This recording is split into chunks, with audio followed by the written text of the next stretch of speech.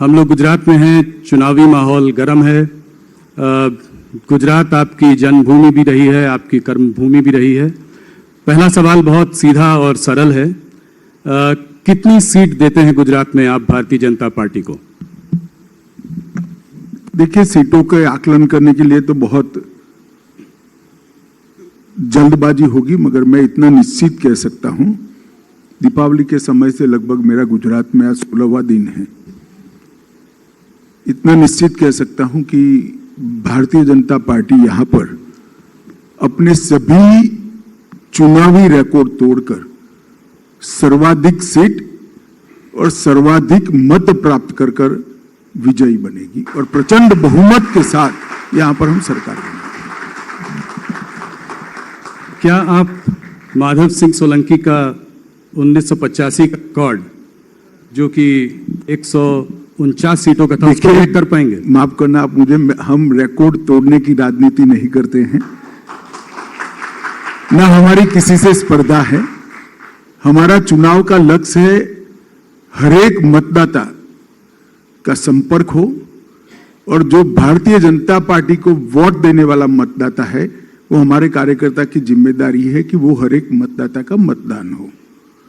हम चुनाव के जरिए हमारी पार्टी की आइडियोलॉजी को, हमारे संगठन को एक्सपांड करना चाहते हैं और यहां मजबूत सरकार देकर एक सुरक्षित, सुविकसित, संस्कृत और शिक्षित गुजरात बनाना चाहते हैं, जो हम सालों से कर रहे हैं। अमित जी, इस बार इस चुनाव में अहम और मेन मुद्दा क्या है? क्या फिर से एक बार मोदी जी पर भरोसा, मोदी जी के लिए प्यार, या फिर भूपेंद्र जी का प्रदर्शन भी इस बार एक बड़ा मुद्दा रहेगा? आप दोनों को अलग नहीं कर सकते हो। 1990 से लेकर आज तक भारतीय जनता पार्टी गुजरात में एक भी चुनाव नहीं हारी।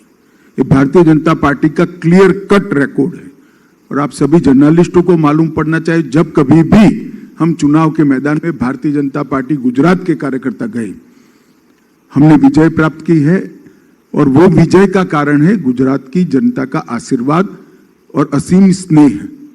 और मैं मानता हूं कि हमने गुजरात की जनता की अपेक्षा पर खरा उतरने के लिए कोई कसर नहीं छोड़ी है। यही गुजरात है जहां एक जमाना था, कांग्रेस का शासन था, 365 दिन के साल में से 250 दिन तक कर्फ्यू रहता था। आज गुजरात के 20 साल के लड़के को अगर पूछ ले कि भैया कर्फ्यू क्या होता है, तो जनरल नॉलेज में वो फेल हो जाएगा। जनरल नॉलेज के एग्जाम में उसने कर्फ्यू देखा ही नहीं। मैं खुद विद्यार्थी परिषद के काम के लिए पोरबंदर गया था। एक लेमरेटा स्कूटर के पीछे बैठकर मैं जा रहा था।